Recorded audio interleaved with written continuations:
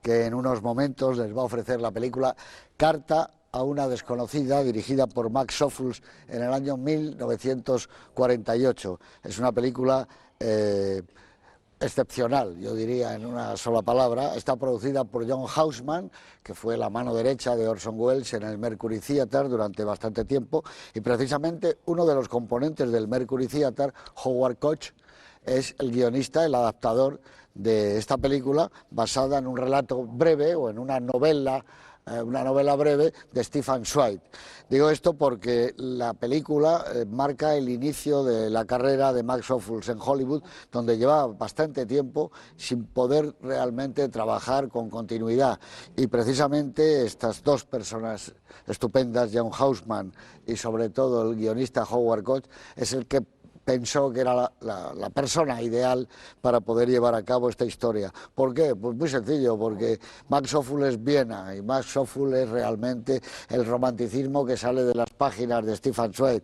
Es un hombre enamorado de los trenes, es un hombre enamorado del fin de siglo, de las calles empedradas, de los duelos, de la ópera, de la música de Mozart. Es realmente uno de los últimos grandes románticos, no del cine, sino que nos ha dado la cultura.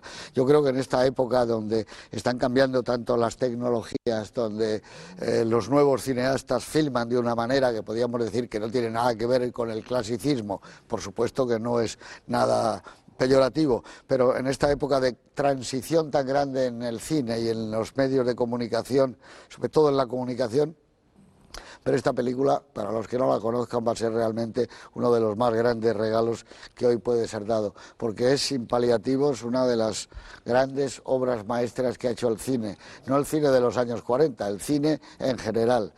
Además está John Fontaine, que venía de trabajar nada menos, hacía relativamente muy poco, en Rebecca, con Hitchcock, y es esa cara luminosa donde puede plasmar la ingenuidad de una adolescente y la madurez y la sensualidad y el erotismo de una mujer. Y prácticamente el debut de Louis Jourdan, que luego haría Gigi y tantas otras películas.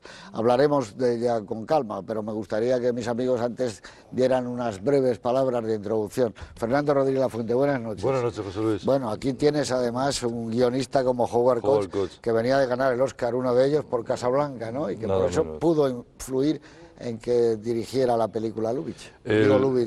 Max Ophuls. Max Ophuls. El guión es espléndido, está basada en una obra extraordinaria de uno de los más grandes escritores de la historia, que es Stefan Zweig, que tuvo un final dramático en Brasil. Huye de Metrópolis, porque huye de Viena por el avance de los nazis. Pero bueno, la película a mí me parece, Carta a una desconocida, tú lo acabas de decir, qué suerte el que no haya visto todavía Carta a una desconocida, porque va a tener la oportunidad de ver una de las grandes películas. Bueno, es una espléndida historia de amor, pero es también una espléndida historia de honor. El amor y el honor marca la vida de los dos protagonistas.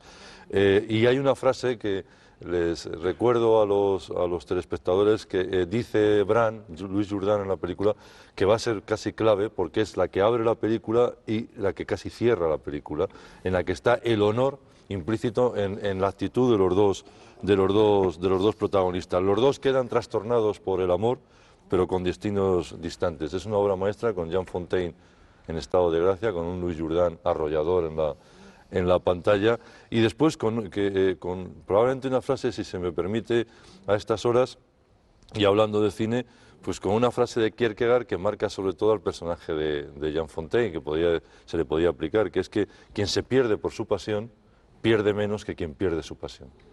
Y verdaderamente el personaje de Jean Fontaine, Lisa Bernal, me parece un personaje cuajado desde el punto de vista cinematográfico. Muy bien, muchas gracias. Luis Alberto de Cuenca, buenas noches. Muy buenas noches. Max Ophuls decía que le gustaba el pasado porque no tenía las turbulencias del presente ni la incertidumbre del futuro, que donde él se encontraba a gusto era en el pasado. Era en el pasado. Por eso precisamente él traslada a comienzos del siglo XX una acción que en realidad es posterior, porque diríamos que de lo que hay, iba a decir ya una barbaridad, destripando, aquí no se puede decir nada, no. Pero bien, hay una serie de citas históricas que hacen que sea diferente el marco de Carta a una desconocida, la novela corta de Stefan Zweig que la película de Ophuls. En cualquier caso, es una película que, inspirándose en una novela como Carta de una desconocida, la modifica mucho. Koch hace una labor muy modificadora. Por ejemplo, Fernando ha hablado del amor y del honor. El honor no está en Zweig, solo está el amor. Entonces es la aportación de Koch, o de Koch, no sé cómo se diría, porque era norteamericano. Pero, Howard Koch, ¿no? Koch, pero el apellido es alemán, no cabe la menor duda, sería un judío alemán probablemente. Bueno, pero como, en cualquier caso, como lo era Ophuls. como era Ophuls, la mayoría. él se llamaba Max Oppenheimer. Claro, no se llamaba Max Ophuls. No se llamaba Ophuls. Lo puso para que su familia no se enterara que se dedicaba al mundo del espectáculo. Efectivamente, que era un señor además que luego lo veremos en fotos muy pintoresco. Bueno, en cualquier caso, es una película en la que el amor se abre paso de una manera brutal y crudelísima. Yo creo que la sensación que vivimos con esa mujer, con Joan Fontaine, que efectivamente está soberbia, en esa obsesión, que ya es un amor obsesivo, no cabe la menor duda. Es un amor que ya roza la obsesión, pero que no cabe duda que, por ejemplo, Kierkegaard, que has mencionado antes, era un hombre, un gran teórico de la seducción. Y en el fondo aquí tenemos a un seductor y a una seducida, pero una seducida a la que nadie seduce, sino que se deja seducir ella misma, ¿no? Por la capacidad del tipo. En fin, yo también envidio a la gente que va a ver por primera vez Carta de una desconocida, aunque luego ya hablaremos. A mí todavía me parece mejor la novela de Zweig que la película. Bueno, yo creo que podemos discutir de eso. Juan Miguel Lame, muy buenas noches. Sí, buenas noches. Como estás, te toca el último, ya prácticamente está casi siempre todo dicho, pero yo sé que tú te reservas un par de perlas, porque tú eres un romántico como Ophuls. Sí, yo soy un romántico, el último de los que estamos aquí, el último. Voy a empezar por el final, voy a ser muy rápido. Max Ophuls murió a los 55 años de un infarto, que a mí me parece la muerte más adecuada para un hombre que se dedicó toda su vida a hacer películas de amor. Dicho esto, quiero decir que Carta de una desconocida no es mi película favorita, porque mis películas favoritas de Max Ophuls las adoro, son La Ronde, Madame D especialmente, y Lola Montes. Le Plaisir, ¿no? Le Plaisir, ¿no? Le Plaisir también. Es decir, las películas francesas. Y esta película se nota mucho que es norteamericana, pero no quiero entrar en eso. Quiero hacer una pregunta que incluso se la voy a hacer a Luis Alberto. A mí me llamó mucho la atención, lo primero que me llamó la atención fue que en 1948, con un modelo de mujer completamente distinto, que estaba cambiando en ese momento, se hace una película romántica, se hace una película de finales del siglo XIX, principios del siglo XX. Me llamó mucho la atención eso. Pero entonces, cuando sabía que iba a venir al coloquio, me estuve buscando la novela que ha mencionado Luis Alberto en mi casa, porque esta novela se vendió durante el franquismo. Stefan Zweig era un escritor que se vendía muchísimo, y conseguí encontrar un ejemplar en la Cuesta de Moyano, El paraíso de los libros. Conseguí encontrar un ejemplar mismo que tienes tú ahí, de acantilado, y me llamó mucho la atención que ponía 13ª edición. Es decir, 13ª edición. Entonces, mi pregunta es, ¿ha cambiado el modelo de mujer? ¿O todavía se sigue leyendo este tipo de novelas? Primera pregunta. Y segunda pregunta que quiero que forme parte del coloquio. ¿Son las mujeres, o siguen siendo las mujeres, las grandes sufridoras del amor? Y si es así, ¿por qué los grandes poetas del amor son hombres y hay tan pocas, pero excepcionales, mujeres poetas? Me ha gustado lo Caramba, de una serie de interrogantes en el aire. Lo has hecho para que no te diga nada. Bueno, pues Luego- todo luego- eso... luego te nos da para un contestamos. curso, ¿eh? Luego te contestamos. Todo eso vamos a hablar de ello. Yo insisto, y por supuesto soy un fan de Madame D y de Le Plessis, que son los cuentos de Maupassant que él adaptó al cine, La Ronde, que es una maravilla, que tiene mucho que ver con esta película, porque está todo el mundo de Viena, el mundo del amor, el mundo de la mujer, el mundo de la música.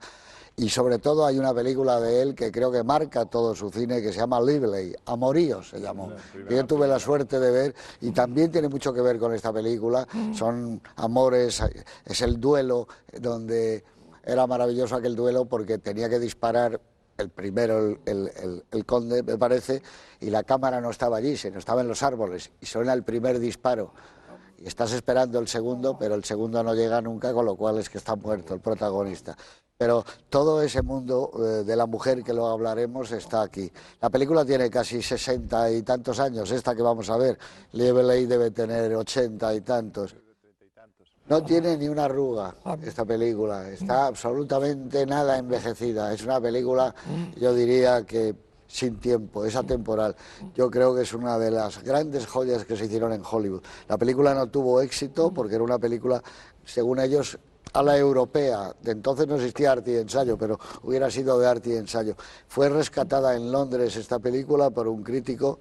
Poco a poco se empezó a escribir en Sight and Sound y se hizo lo que soy, una de las grandes películas de la historia del cine. Curiosamente, en España, en esa España que tú dices del franquismo, creo que se estrena en el Cine Capitol y tiene un éxito arrollador, fundamentalmente, claro, por Joan Fontaine, que todavía recordaba a todo el mundo Rebeca, y esa prenda de vestir que también le va a Joan Fontaine. Aún así, esa prenda de vestir puede ser muy sexy. Con todos ustedes, Carta a una o para una desconocida. Aquí se estrenó como Carta a una desconocida. Pues es curioso porque realmente es todo lo contrario. Es carta de una desconocida. Con todos ustedes, de Max Ophüls. Bueno, pues decía yo a mi amigo Luis Alberto que no hay nada como un plató de cine para reproducir una ciudad y una época, porque Viena es eso, es la Viena que siempre sacaba Max Ophüls, ese empedrado húmedo, los carruajes, los coches de caballos, que era una marca de fábrica naturalmente de él. La película es del año 48. En el año 48, entre otras cosas, mientras filmaban esta película, un fanático asesina en la India nada menos que a Gandhi, el hombre que había conseguido la independencia de Gran Bretaña con su política de no violencia. Tennessee Williams obtiene ese año el premio Pulitzer, obra Un tranvía llamado Deseo. Y Camilo José Cela publica un libro fundamental para mí, que es Viaje a la Alcarria, uno de los mejores libros de viajes, creo que para ti también, ¿no? También. De los grandes libros de viajes de la literatura. Después, no sé qué estabas diciendo, no, pues pero que lo publica en Revista Occidente, que lleva Viaje Fernando. a la Alcarria, yo llevo Revista Occidente. Se publicó en Revista Occidente. La publica en la colección de Revista Occidente, Viaje a la Alcarria, la primera edición. Después de tomar aquellas notas, El viajero, como El viajero, como se llama. Un libro extraordinario. Claro. Damas Alonso, por seguir con literatura, es elegido miembro y nuevo académico de la lengua, ¿no? Fallece Sergio Mikhailovich Einstein, nacido en la Unión Soviética, en Letonia, me parece que era entonces. Es el autor del acorazado Potemkin y que llegó al cine fascinado por la obra nada menos que Griffith, por Intolerancia, uno de los grandes maestros del montaje. Iván el Terrible, por cierto, tenía una secuencia en color que no estaba nada mal, ¿no? Y le creó muchos problemas al señor Stalin, con lo cual fue prácticamente apartado de raíz del cine. Digamos también que nace el Estado de Israel, y la Legión Árabe lanza una ofensiva contra la guarnición de Jerusalén. En la Feria de Barcelona se efectúan las primeras pruebas de televisión en España. Todavía le quedan 7, 8 años para empezar a transmitir.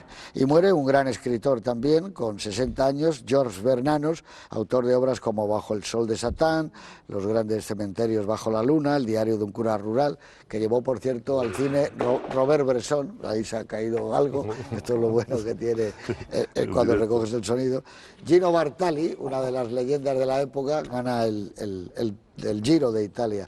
Entonces no había problemas como hay ahora con los anabolizantes, y las anfetas y eso, pero yo creo que igual, ellos debían subir los Alpes con aquellas bicicletas. Se lo subían con una botella de coñac, ¿sabes? Que sería políticamente incorrecto, pero que subían. En el Festival de Cine de Venecia gana Laurence Olivier con Hamlet, León de Oro, y luego, unos meses después, Oscar a la mejor película extranjera, nada menos.